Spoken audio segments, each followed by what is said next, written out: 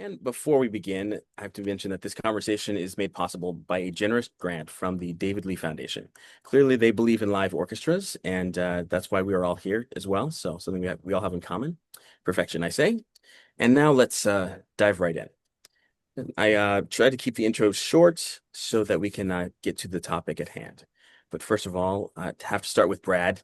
Brad Ellis is one of Musical Theater Guild's core music directors and is the music director for our upcoming production of Applause.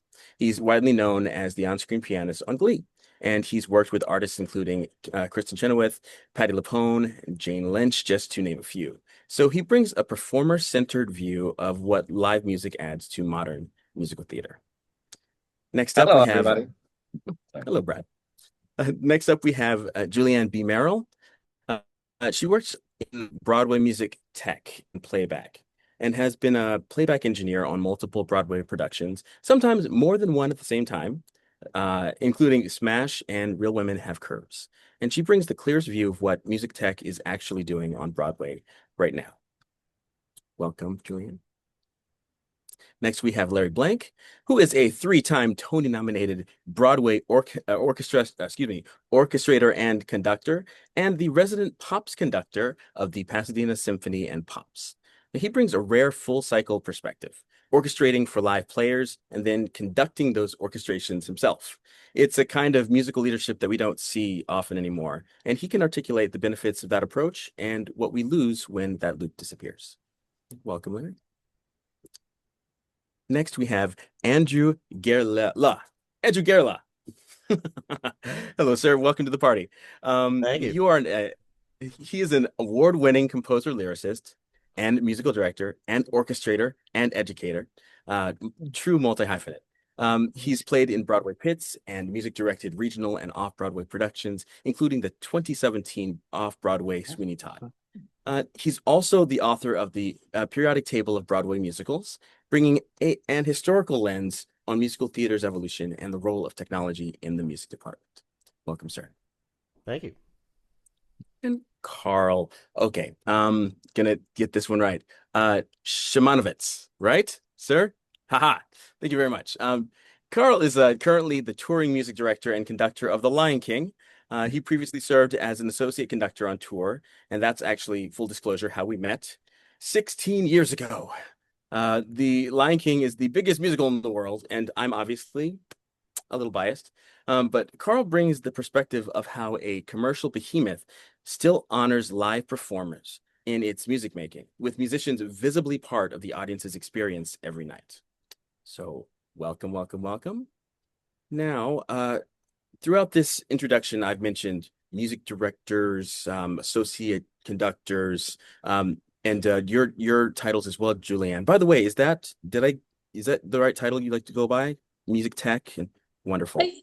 Yeah, so I playback engineering is actually coming from the pop and television world, and so playback of pre-recorded materials as well as MIDI, show control, etc. So I instead of specifically saying it's Ableton, it's saying that it's a playback engineer. Okay. Yeah. That's actually answering the question I was going to ask. Oh, If great. You folks could actually explain to the audience what these roles mean in modern musical theater. Like an MD. Could someone explain what an MD does for musical theater today? Larry should take that. He has the most MD credits of all of us. Well, okay then. It's changed quite a bit from what it was when I got started. But basically, the music director, there was a time when there were no music supervisors, and now we have, the music director, the assistant MD, and then the third MD, and the regular conductor doesn't do the show maybe 3 or 4 times a week. And there are music supervisors, and if you're working for Cameron McIntosh or Angela Weber, there are 9 people in the room at the orchestra rehearsals, not including the arrangers. The music director is basically in charge of how the music is performed in the show, is basically what it is. It's now become just more or less a conductor. But there was a time when the music director did all the vocal arranging and all of the putting together of the show. But basically now it's a person who rehearses the singers and conducts the orchestra. So And how does that role differ from the orchestrator? Well, the orchestrator is the person who, it's the difference between arranging and orchestrating. An arranger, I always tell this story, Singing in the Rain. The arranger wrote da da da da da da da da da da da, and the orchestrator decided to put it on the flutes.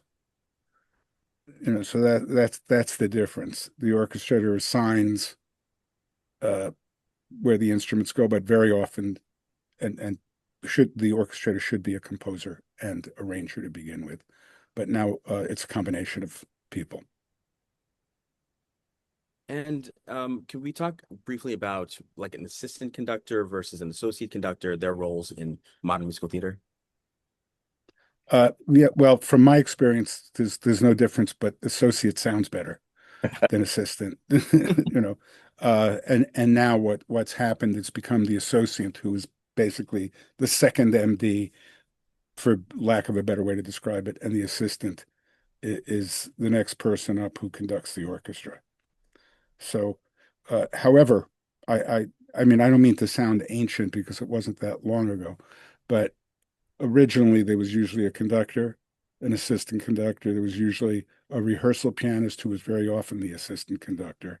And then the next person in was the dance arranger who basically played for all the dance rehearsals. So there were three people in the music department. Now it's expanded. So, there are three pianists, and a lot of conductors won't go near the piano because they don't have to. But basically, traditionally, almost all the conductors on Broadway were very good pianists or had started out as pianists. And it was just the nature of the business. It wasn't to save money. It was just the way it was. It You got to keep really asking me seems, questions because I keep stopping. So well, you brought up a really interesting point.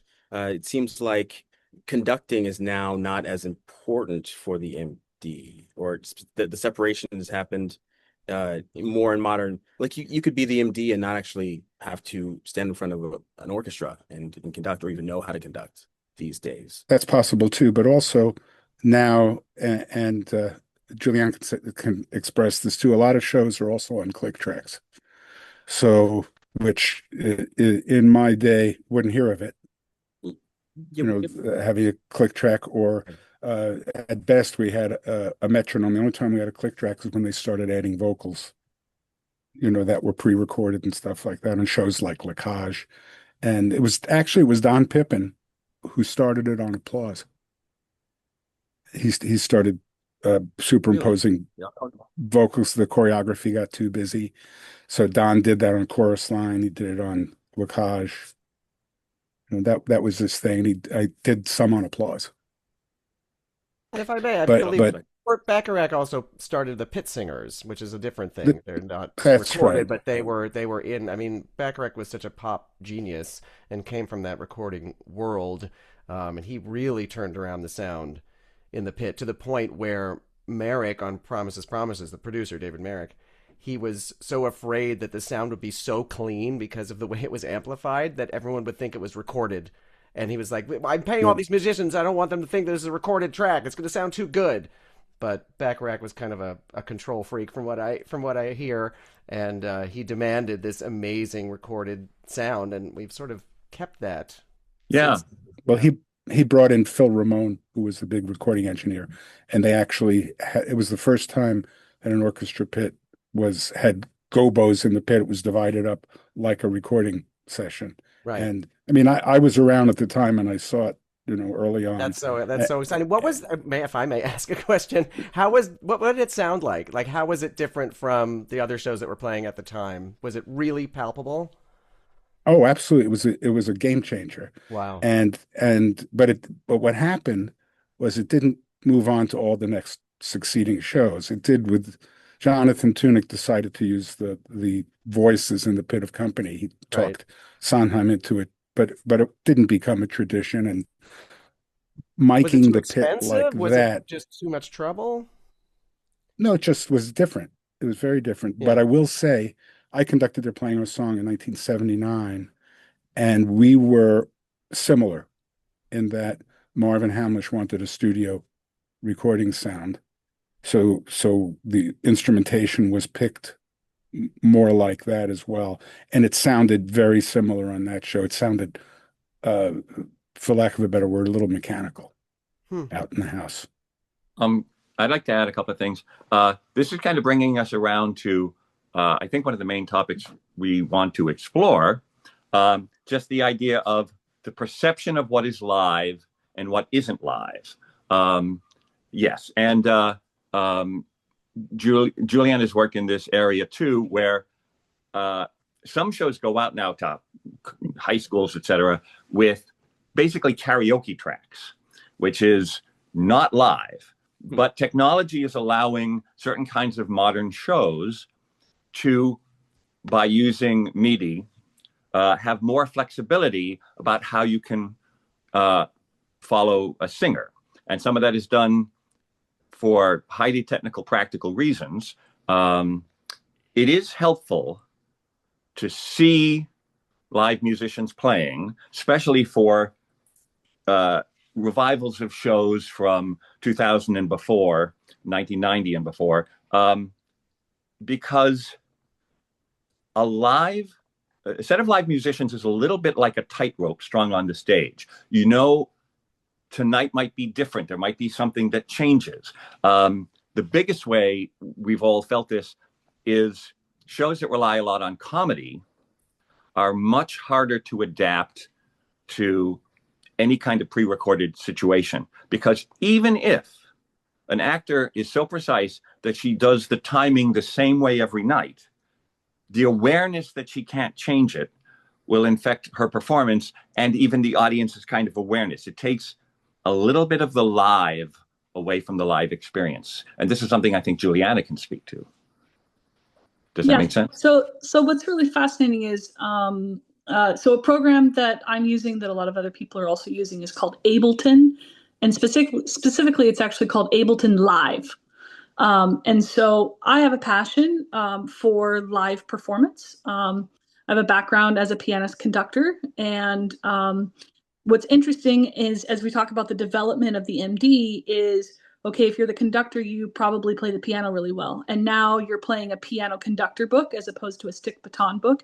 And now all of a sudden you're playing a programmed keyboard, probably using main stage at this point while also trying to conduct. And now, in addition to your programmed keyboard, you're also running QLab, playback tracks, Ableton, etc., while also trying to be a musician, while also trying to take vocal notes, etc., etc.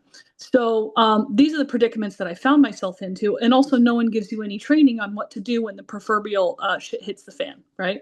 In a live performance, which we all know is going to happen in some capacity. Something will happen, will blow through a vamp or a safety, or someone forgets a verse, or XYZ things happen.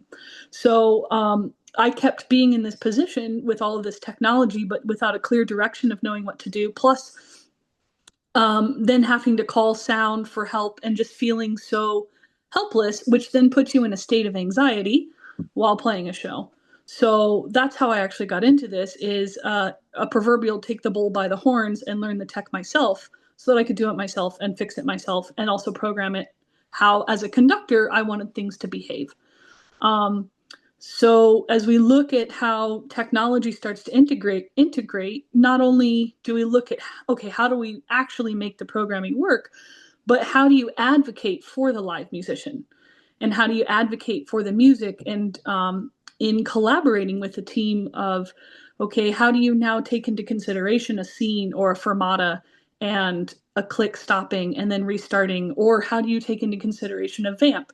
And are you devamping right on a downbeat, or are you playing out, or is it being repeated 3 times, etc.? And so you actually have to kind of teach the computer to be musical and also think of all the scenarios that could possibly go wrong. And then I'd say the biggest thing is how do you recover?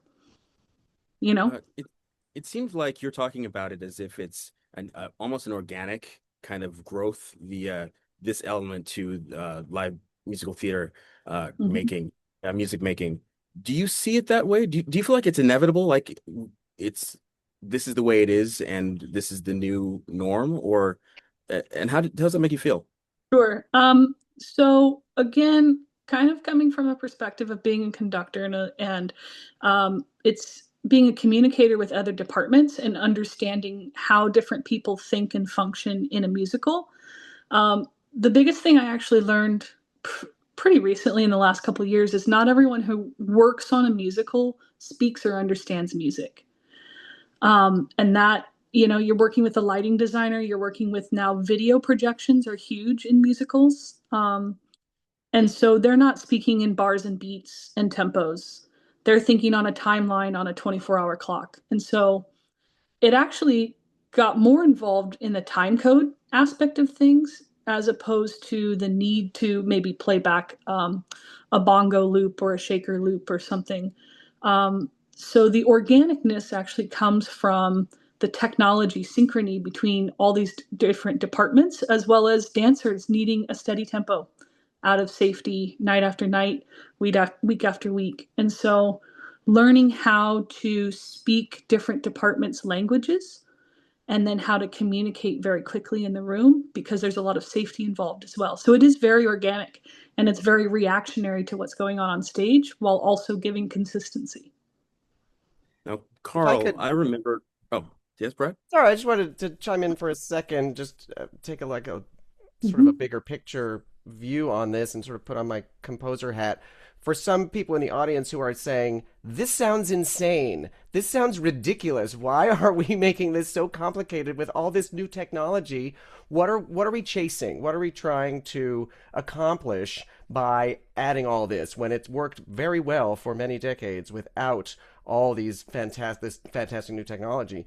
And I would just say, for me at least, it comes from wanting to tell story and wanting to meet the audience where they are and with the sounds that they come in to the audience, to the theater, the sounds that they're used to hearing, the music they're used to hearing. And that music, more and more, is very complicated. It's very beat driven. It's very loop driven. It is complicated and it is textured. It is multi-layered.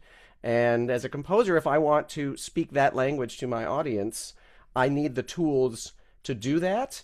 And that's why programs like Ableton Live are so valuable, because then I can compose like that, knowing that I will have the flexibility to create these sounds and still be able to interface with live musicians and live actors and to tell a story in real time. Um, Technology shapes art. It always does. When you could first use graphic programs on Mac Plus or something, they did everything possible they could to ape the techniques of a brush or a pen. And within 5 years, people were figuring out how to do gradients that you couldn't do on a canvas with paints. And tools became outrageous to the point now where there are artists out there who tell GTP that I want a picture of a cat conducting chorus line, but in 1942, and it'll come up with something. What I like to be cautious about is applying new palettes to shows that didn't have those palettes and were kind of depending on a different set of techniques. Like one of my favorite things to say to a singer who might be nervous about something in all kinds of different settings. It could be cabaret. It could be these one-night shows we do with MTG. Is, you're learning everything as well as you can. You're interacting with your other actors. And here's a rule to remember. You can't be wrong. You're never wrong. If you jump the vamp, and Juliana would say, if you jump the vamp, we are all going to scramble to make you right, as if you were never wrong. And that's, with the Hollywood Bowl Orchestra, I've seen it done where it's like somebody's 6 bars ahead. We are calling out the measure numbers out loud. Even the audience can hear it. And suddenly we're together and the show can continue going. With some of the newer technologies, that the ways of dealing with those problems are built in for shows that are conceived and built upon them. But boy, I would hate to do a Gershwin show on a click track. Let me pop in. I think Brad was saying the same thing in a different way. What I want to say, this is the tail wagging the dog, is what you're talking about. Now, I have to say this, and I'm going to sound rather ancient about it. You see, the whole thing with Ableton and Mainstage is the antithesis of what we're talking about in terms of live music.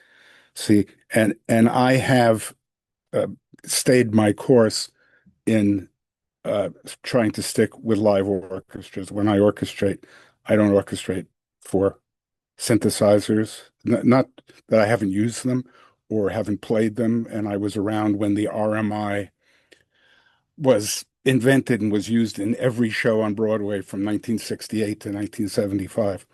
And the real issue here is that Mainstage and Ableton, all that, were to replace the musicians that the producers no longer wanted to pay for. That's the bottom line. So it's a good thing in that it kind of replaces it, but we are knocking a bunch of musicians out of work. So what's happening now is instead of having what we used to have in a theater pit of 26 musicians, which usually was six violins, two violas, and two cello, which is 10 violins, 10 strings, is now one violin and a keyboard. And so for my money, the moment that I was on the podium and I had to accommodate the keyboard player, I was out of the pit as far as I was concerned. And I will tell you that in 1980, I was at a meeting in New York of all the Broadway conductors that included me, Paul Gemignani, Don Pippin, Stan Lebowski, and all the Broadway contractors. And Jerry Schoenfeld, the president of the Schubert organization, got up and said, guys, the musicians are going on strike. I want to get rid of the musicians, and I'm ready to put it all on tape. That's what happened. And by the way, that was when I decided to move to California, right at that moment. And I did a year or two later, and ended up conducting the same shows I was conducting in New York at the Pantages and Amundsen. But I'm just saying that was the plan.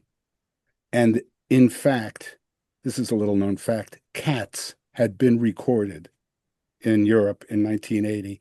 And when the musicians went on strike, they were ready to put the recording into the pit. And we talked Jerry Schoenfeld out of it. And Gemignani was very vocal about it, as was I and Don Pippin. And I was the youngest guy in the room at that time. So I'm just saying, I'm not against it, but it is the antithesis of live music, as far as I'm concerned. And Karl hasn't spoken. You go, Karl. No, I was just going to say I'm sort of I'm sort of on the side of things with Larry a little bit, also because of my experience. I had sort of worked in musical theater after college and then decided to go back and study classical music again. And I ended up moving to Europe and working in opera and doing all kinds of things. So the last time I programmed a keyboard, I was like, we're doing floppy disk with Kurzweil. So I'm out. Ableton, like I've never done any of this, the newer technology. I haven't learned Dorico yet. So, I mean, I think if ever I'm done with The Lion King, I'm probably going back to the classical world because it's a little more where I'm comfortable. And it's the same thing for me. I enjoy working more with live musicians and bigger orchestrations, and that's sort of actually how they do things in Germany. I mean, I was really happy to play West Side Story and had four cello. I was playing the cellista part, and I had four cellos sitting next to me playing the balcony scene. I mean, they do musicals there with 60, 70 people in the pit. We did children's opera at 10 in the morning with 90 musicians, three keyboard play, like harpsichord, celesta, piano, they pull out all the stops over there. So I mean that's the sort of thing that I would enjoy, because I think that is what's so special about theater, is that the magic of that and the sound you get from all of those acoustic vibrations. And then that goes back to sort of what Brad was saying earlier. There's the problem of what does the audience hear when everything is amplified. If you can't see the orchestra, you don't have the same experience of whether they're live or not. So very often on the show here with Lion King, we run into we have compressors on everything, so even voices don't sound like, you'll hear them singing backstage some of this unbelievable choral, African choral music, and then sometimes it doesn't translate into the house, and I'm thinking, what is it? And it's because things are so compressed.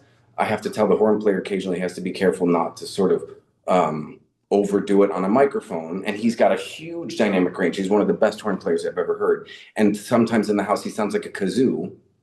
because it's just too much for the microphone situation. So that's the thing, is if we were back in the days of seeing the orchestra, not hiding the orchestra, they're out front, we're letting some acoustic sound bleed, things sort of bleed together, and then there's some amplification reinforcement. That's how you actually get the power out of having live musicians. And the problem is when we do the sound studio thing, I heard the Broadway company of Lion King once upon a time, and however it was mixed that night, I was like, there's no bass, I can't hear anything. And honestly, in my mind at that point, I sort of understood from the producer's perspective of, well, I couldn't tell there were 23 people in the pit. We only have 10 in our pit now. So I couldn't hear the 23 people. I know the orchestration inside out. And I thought, well, if I can't hear them, yeah, if as a producer, I would say, well, if I can't tell the difference, or if a musician can't tell the difference, or I can't hear them, what's the point of paying for 23 people? Why not 10? So that is, I think the biggest thing is seeing the musicians, not hiding them on some level, and letting the acoustic vibrations into the theater. Something like a bass drum, for example, we have a lot of very cinematic underscoring that has a lot of concert bass drum. And I always want to not remote him. There's some cities where there's just no room in the pit and we have to remote him. And you lose that boom effect that you only have if the drum is in the room. So yeah, that's my 2 cents on that. Yeah, Karl, I get a lot of that. And one of my favorite things to do, I do orchestrations for pops orchestras, and often they'll play an overture before going through the stuff that my artist is doing, the Right. artist I'm working with. And one of my favorite places to sit is between clarinets and bassoons and feel the vibrations of what's going on in the room. Yes. Kurzweil, in his first attempt, could make a single note that sounded exactly like somebody played a piano. But to this day, no one has been able to create the effect of a room with no amps in it and a 9-foot Steinway grand open. And with your eyes closed, you can tell how far back in the theater, how close you are, because we listen to things that bounce off side walls all the time. Right. A bass drum is something that goes to your chest, Right. And to me, that's actually one of the wonderful things we can discuss here is the nature of an orchestra or small band to the cast in a way that defies all the technical meetings we often have to have with producers, which is, how are we telling the story? How are we telling the truth? Like, one of my favorite things is most great theater songs lie. There are a person saying, no, I'm not in love. People are lying to each other. They're lying to themselves. The music almost always in those circumstances, like Carousel, If I Loved You, the music is telling the truth, and there's that kind of interaction is hard to do with the karaoke track. You know what I mean? There's no depth of sound. There's no Right. depth to the tone, and it's like, I mean, that is the other big part of it is the flexibility. I mean, I was sort of talking about more of the acoustic things and sound, but then the other huge part of it is, of course, the flexibility of being human and going with things. Even we have some click tracks, but we also use a lot of metronomes just to keep things stable. So again, like Julianne said, dancers aren't getting injured. We have lighting things that are timed and geysers exploding. What was my point? Where was I going with this? But the flexibility, even that, when you play a song on a click, even if we have mostly pop tunes, there's just something, while it's functional and it helps, there's just things that don't land or sit because they're just like, it's too metronomic. It's too right on it. Like, you can play with the click and still be a musician, but it's a little bit extra work. Plus, I mean, if you add on top of, if in my situation, we're doing a 25-year-old show, we have people who've been playing the show for 20 years. It's like Cats on Broadway, anything that ran this long, Phantom of the Opera.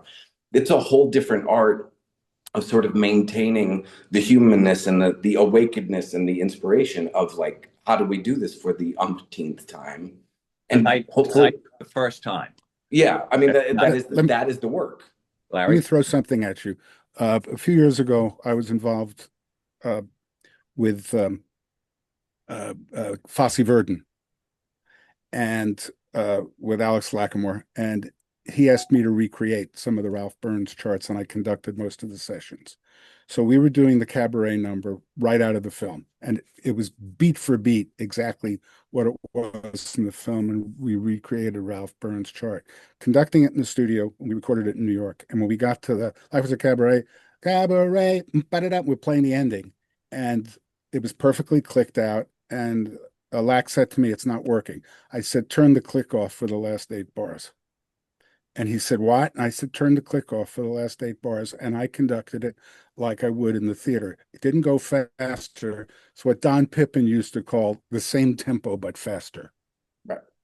And and what it was just me creating the energy with the orchestra so that it was driving to the end just for the last 8 bars.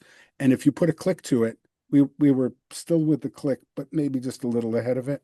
And he said, "That's it."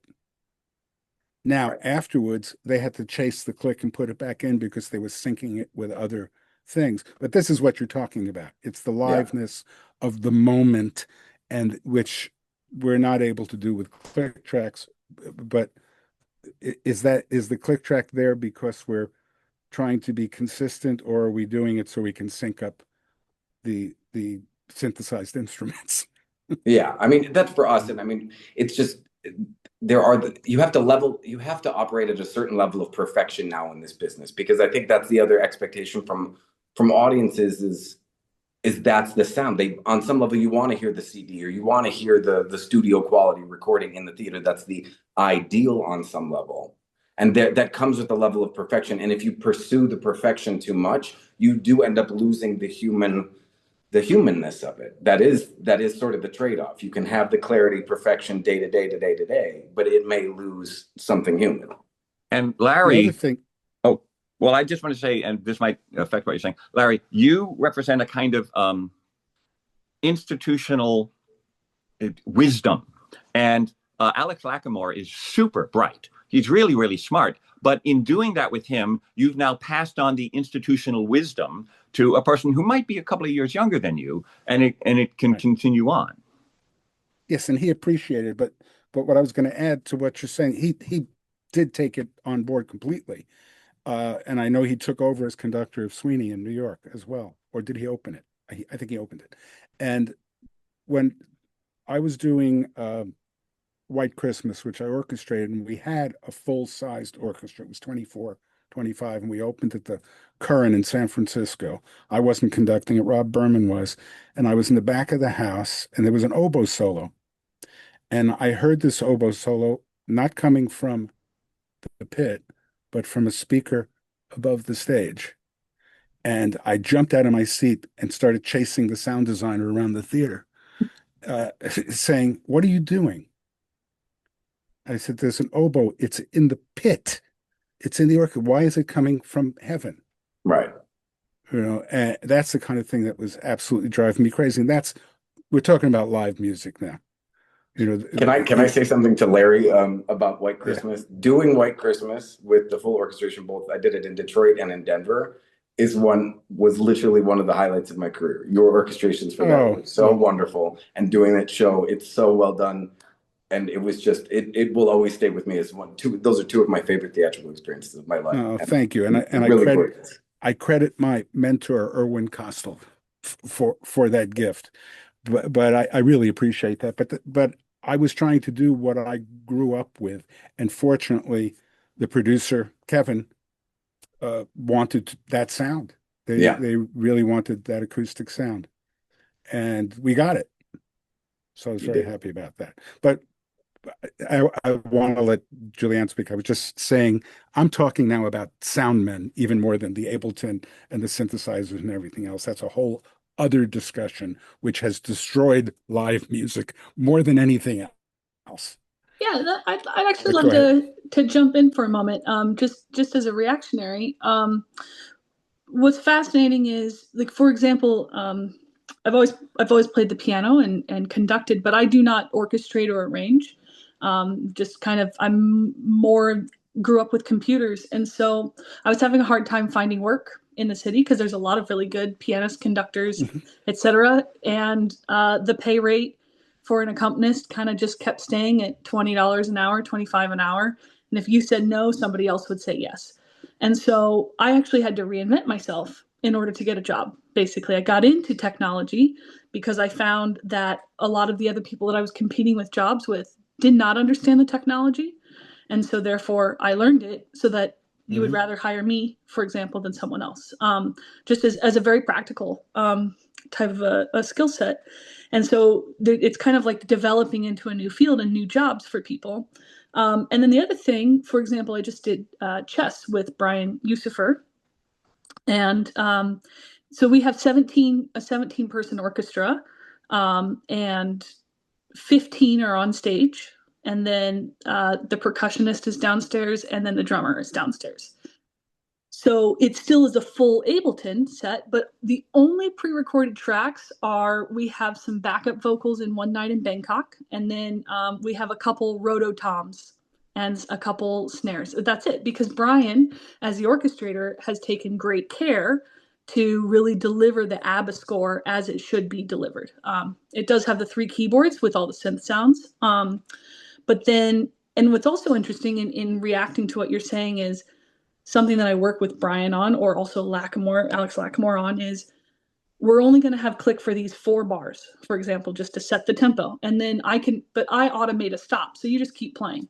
And then just to get us into the scene or into the transition, we'll have another couple bars of click or things like that. So I really craft it so that, Larry, in your scenario, the click would drop out and you would just play the end as you want. Right. Because then the other thing, so there's a lot of that going on in chess, for example, as well as then we bring in all of the lighting and the video components with timecode audio. So there's certain things where the lighting and video departments would come back to the music department and say, please, oh, please, can we put this section on click? And then they would have a conversation, because the only way that timecode is going to work is if the musicians are on click. So we would have all of these conversations back and forth, because we'd never wanted to lose the liveness of it. But then I'd say one of my very favorite parts about click and timecode on a song that's really a solid BPM that has a nice button is, I love a button where the lights and the video and the blackout and the boom all go at the same time. And you've kind of, and for me, as I'm developing and thinking about things and working with collaborators, so an orchestrator is my greatest collaborator along with the sound designer, and I'm trying to be the go-between and work with these. So I try to I like to attach myself to orchestrators that are thinking about the live musicians and how to utilize what Ableton and myself are capable of giving you, but in a way that we're not detracting from the live aspects of the performance. But I'm also able to give video and lights and the choreographer the different things that they need as well. So that's kind of, it's been an interesting exploration and discovery. And also as I'm listening to your conversations and how I've been adjusting to that, because I do have to advocate to say, maybe you don't have to click the whole beginning out, or maybe this part doesn't have to be on track. But also I'm trying to work with people that are very sensitive to that. And so even working, for example, with Alex Lackamore, we can, let's say you're coming up to a section where you have a hit on a downbeat, and then it's just like an a cappella moment, and then we're back in. We'll just like stretch out the tempo for those 2 or 3 beats and drop it by 2 BPM just to give it the breath, and then back in. And so I'm able to do all of that shading throughout. So that's, I think, a lot better. But then there's other people that want the click to go like this, which is then the drummer hates it. So, and at the end of the day, I'm still like working for someone, but we try to have those conversations. That's why you're very musical, and you. Yeah, that's what it sounds like. Your productions really benefit over the fact that you care about. You're a musician, conductor. You've got lots of experience here, and maybe not all people in your position are so like-minded. Would you say that makes a big? Yeah. It certainly comes from a place of being the user makes a big difference when you are the user yourself. So all of the if-then scenarios and like kind of, and you still learn things. I mean, I learn painful experiences all the time on every show. You learn something new. But yeah. That actually segues to another question I want to ask the group. And that's what would you say is a lesson that you learned when you were actually doing the gig, as opposed to when you were coming up and you were dreaming of doing this kind of this role? What's something you could only learn with feet on the ground in the moment? I mean, I grew up as a classical pianist, so it was all very much going back to the idea of chasing perfection. Like there's a one way to do something, and if you miss it, then you've disappointed Beethoven. Now that's not great performers eventually get away from that, but there is something to that in the classical training, and that's one thing when I try to tell my students, like there is no perfect way to do anything, right? We're not actually chasing perfection. I understand the amazing satisfaction of having a button line up like that with your lights and just right on it. It's amazing. It's an incredible feeling. But people who are live theater fans, like our audience here, they are not going to see something that's perfect. They want to see something that is human. That is what we're looking for, and that is what live music gives us. And you know, we've all been in a theater where something goes really wrong. Audiences love that. Like that's sort of that's a treat when something goes completely weird in a show, and they're like, "Oh my god!" They everyone applauds when they get back on track. This is why we go to live theater. So yes, we can chase perfection, quote unquote, and this technology does help us do that. But let's remember that we're here to be human beings with each other, and human beings are not perfect. 30 years ago, more than 30 years ago, I was sitting at the Hollywood Bowl with Irwin Costal. And just for people who don't know who that was, Irv was the orchestrator of Mary Poppins, West Side Story, Sound and Music, film, and all that. And you know, he was kind of legendary in Broadway theater as well. And he was a wonderful guy and my teacher. And we were sitting at the Hollywood Bowl, and they were doing the Barber Adagio for strings with a double symphony orchestra. It was the LA Phil, and they doubled the orchestra on stage. And they were playing, and it was 110 degrees at night, and there were mosquitoes everywhere. And I turned to Irv and I said, by the way, the vibrato from the strings wanted to go like there were gnats all over. It was so intense. And I turned to him and said, "It's so out of tune." And he turned to me with great disgust and said, "Oh, stop. This is live music," which was part of it being out of tune and the vibrations that you were feeling. He said, "Listen to that sound." And I took that to heart. But it's exactly what you're saying, Andrew, about live music and things and of course, in the theater pit, things go awry all the time. To say on the sort of on the same note, back to being in the room and feeling the vibrations of the sound. We were in where we were in Ottawa, somewhere in Canada, and I took a day trip to Montreal. I had never been to Montreal, and I happened to be. It was Halloween. I happened to be walking by the symphony. I thought I'll see what the symphony is playing, and they happened to be playing Beethoven Emperor Concerto, which I played myself and I loved. So I thought, well, I guess I'm going to the symphony tonight. And they played a piece by Jennifer Higdon called Blue Cathedral, I think.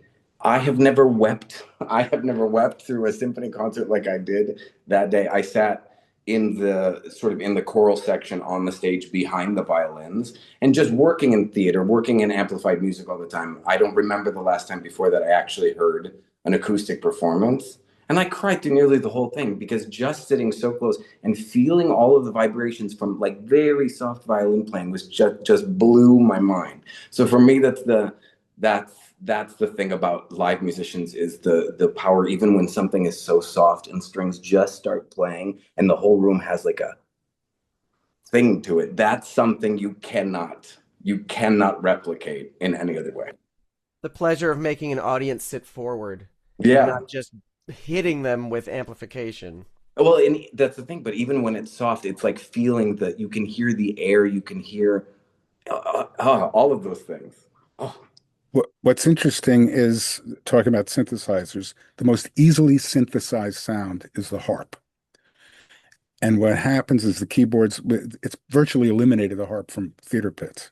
And if you look back to all the old Rodgers and Hammerstein shows and Lerner and Loewe shows, and Robert Russell Bennett was scoring, the harp was playing all the time. It's almost like a piano part, but constantly. And that's because there was great depth of sound of the harp resonating in the pit, which actually filled the theater. And the sensation of feeling that instrument. And not only that, but as a kid going to the theater in New York, you walk into the theater and the pits were, of course, a lot higher than they are now. And you would see the scroll of the bass and the top of the harp, usually on opposite sides of the pit, and you'd hear the guys and gals tuning up in the pit, and that was part of the excitement when you heard them stop tuning because you knew you were going to hear a live orchestra play the overture, and that's part of the enthusiasm for me of going into the theater. So we've eliminated that now too, because most of the time they're not even in the pit. Well, I'd like to add a plug uh, for applause, because we have Alex Rani playing harp live with our 17-piece band. So your real harp makes a difference because it does move air and it helps inform other players. Yeah, but yeah, those old. My speech was for Alex. That's right. The things that we have lost going in this direction. Are there, Julianne, or would you, and the panel, would you agree that there might be some things that we have gained by adding technology at all, or is it all just kind of net negative? I mean, I'm interested to hear what you all have to say. I certainly, but I don't have much other experience beyond coming into pits when main stage and clicks were already a standard to an extent. I would say for me, sometimes I feel like my job is best done when you never notice me, and it feels really smooth and it feels really clean. Um, uh, Drummer, like a drummer that I work with, Sean McDaniel, he just says, that he can relax about other things, etc., but that I'm just the nervous system, and it's just a skeleton nervous system upon which so many other things can build. There are two things I think that it's added, if you don't mind me stepping in for a second. One is it is a bunch of new techniques for new composers. Hadestown is written by somebody who worked with a loop and sort of tried to speak lyrics over the loop that they made. It makes sense that. And the other thing, and I don't mean to dig in any way, the other great thing about modern shows with Ableton Live, and especially if they're fully on click, they result in me having people walk up to me and saying, "It's so great to hear a real live band." I will say that we've been talking a lot, basically from a Broadway or other first-class production standpoint, but as someone, I'm sure you all do too, but as someone, I work mostly in off-Broadway regional educational settings when we're never going to have 20 people. Like, that's not even on the table. And so if I'm able to tastefully and thoughtfully use technology to get closer to the original orchestrator's sound by bringing in some synths, by bringing in some pads, by deploying this technology, then I feel like that is a net win for everyone. My goal is to have the audience hear the sound as close as possible to what the original artist's vision was. So for productions that are smaller and clearly couldn't replicate the original forces, that's definitely helpful. It can be done terribly. It can be done really badly. But if you work at it, and if you have taste, and if you have a good keyboard player and a good programmer, you can actually make some magic. I mean, even in smaller, I saw a production of Christmas Carol. I think the Alan Menken Christmas Carol in Las Vegas. A friend was in it. I think it's sort of like somewhere between community theater and a small regional company. And it was actually, I mean, in a really small house. I don't know if it was even, it couldn't be 500 seats. So there would be no room for an orchestra. They can't afford that. They're just putting on a Christmas Carol for like local people, basically. It's like everyone's family coming to see it. They used it to record it. They're like the karaoke tracks. But I mean, that's the thing is you'd never have, they wouldn't be able to, even if they pulled together 10 musicians, it wouldn't sound necessarily as great as, of course, a full recording of a full orchestra playing this whole musical for them. It's them lining up with it, which actually they did incredibly well. I kind of thought, how did they stay with this thing? I have a hard time getting people to stay with me during the show sometimes. It's like, how are they staying with the recording so well? So, I mean, yeah, I get it. In smaller things, it's better for people to have a live performance of theater than nothing at all. So yeah, I mean there is a balance there. When they do, a musical in Pumpkin Pots, Iowa, I'm all for it. In terms of, and there's that other company, the Empty Pit, that provides tracks that are recorded and stuff like that. And I much prefer the audience to hear what it was supposed to sound like. I have to say this to Brad because he'll love it because you're doing applause now. Don Pippin told me when he was doing the original applause, he was 2 years younger or 2 years older than Charles Strauss. If Charles Strauss was 38, he was 40. And Charles Strauss thought he had written the most contemporary score ever. This is 1970. And he said, Don, maybe you're too old to conduct this. And Don turned to him and said, if I'm too old to conduct it, you're too old to write it. But Don loved telling that story. Well, Larry, you were right there, and that's interesting. Like going to applause because applause was struck by a meteor when all of a sudden rock musicals were being written, and that wasn't the score Charles was planning. There's still like an almost trunk song, "Who's That Girl," which is like a 1940s swing song, and sometimes you kind of feel the Frankenstein staples when they put in bop bop do ba da ba ba do ba da. It's living in these two different worlds, and they had to. That story better than I do. Well, it was when the eighth note was becoming popular, and Bacharach was very much on the scene, and Strauss was trying to emulate that. So they have the But Alive number, and they added, about this. There was an electric trumpet attachment. Yeah. And I don't know if you're using it, but it was terrible. We are not. Yeah, it sounded terrible. It added an extra octave to the trumpet, octave below, not the octave. Two octaves down even. Yeah. And it was awful. And it sounded awful in the theater. And Don said it was just one of those things they were trying to do. And the whole show, as you said, sounded like a hybrid. It was there's another song in the show that Charles was very embarrassed about, Hurry Back, which just kind of, I don't know where that's from, but it just kind of lays there. But don't make people not come to our show. It's great. It's just one little song. Yeah. But Brad is in charge. The scars have healed. What'd you say, Tonoccus? You're in charge of making sure that our production is going to sound fabulous, and we're going to dodge all those two below. Some musicians here have probably heard of our trumpet player. It's Wayne Bergeron. So he's our lead trumpet, leading a section of 6 brass. So whenever the show needs punch, man, is it going to have punch as well as control? No. Yes. And it's true that in the day it was ridiculous. It's a hybrid.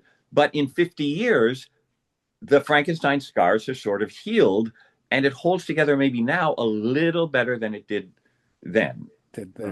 Yeah, it's true. We will be putting that up on February 15th in 2 weeks. So hopefully you can check it out, everyone. What a robust conversation that we have had. And all roads lead back to applause. I think that's hilarious. Thank you all so much. I wish we can keep going. I just love listening to these stories. It's fantastic. But time is up. So thank you for your generosity, seriously, and your clarity this evening. And thank you for everyone who's watching. This was Hitting All the Notes with Musical Theater Guild. I'm Tonoccus McClain, and have a wonderful evening.